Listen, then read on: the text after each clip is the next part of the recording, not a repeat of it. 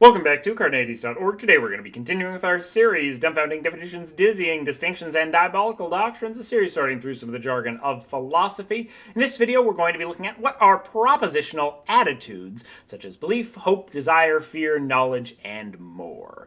Now, propositional attitudes are a general category of quote-unquote that relationships between a subject, generally a person, and a proposition, P. So a subject, S, and a proposition, P. So common propositional attitudes are things like belief, S believes that P, that's that relationship. Desire, S desires that P.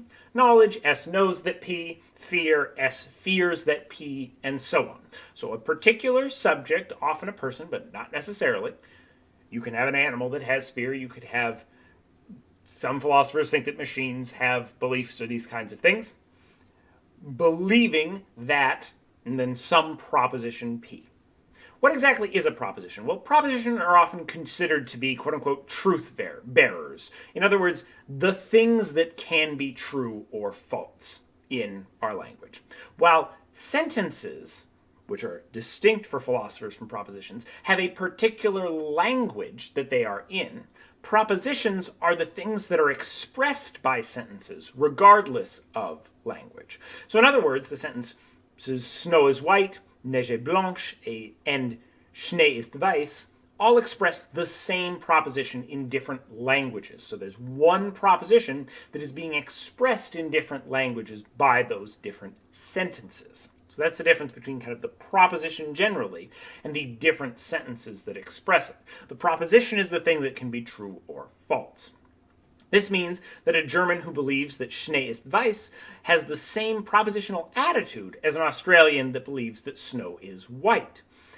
We only have one thing that's true or false because you couldn't have two sentences that reference the same proposition in different languages and have one be true and the other be false. It's the proposition itself that's true or false. The sentences just reference it.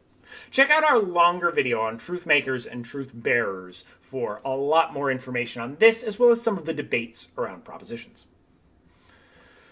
Philosophers focus excessively on the propositional attitude of belief. So Ash believes that the sky is blue.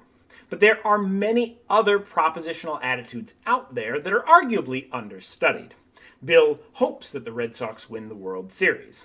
Abdu hypothesizes that it will snow tomorrow. Abdu doesn't necessarily believe that it will snow tomorrow. In fact, he probably doesn't. He's putting out a hypothesis that perhaps it will snow tomorrow, and I want to test this. He still has a relationship between him and that propositional attitude, and it's that relationship. It's the right kind of relationship, but it's not belief.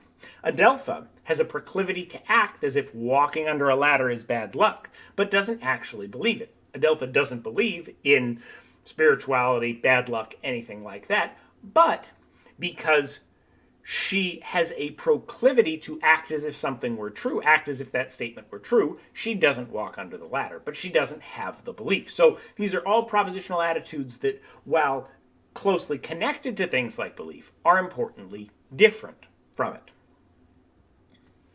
Some philosophers think that all propositional attitudes can be boiled down to beliefs. For example, desire is just a belief that a particular state of affairs would be preferable.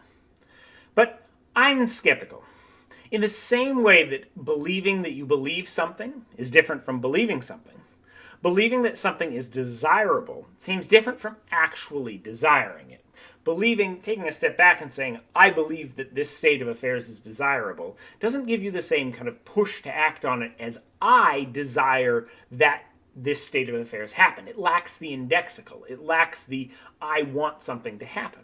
And also, you can desire something without realizing that you desire it. You might smell food in the other room and start getting hungry and walk in there while you're thinking of something else, in fact desiring the food without ever assenting to a belief that I think that me eating this food is a desirable state of affairs.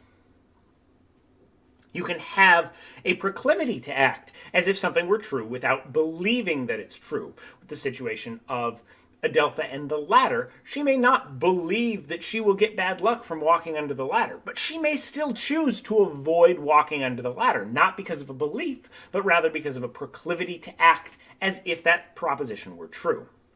And you can hypothesize something without believing it's certain. In fact, many scientists need to do this. You shouldn't believe that your hypothesis is certain. It'll bias you in an experiment.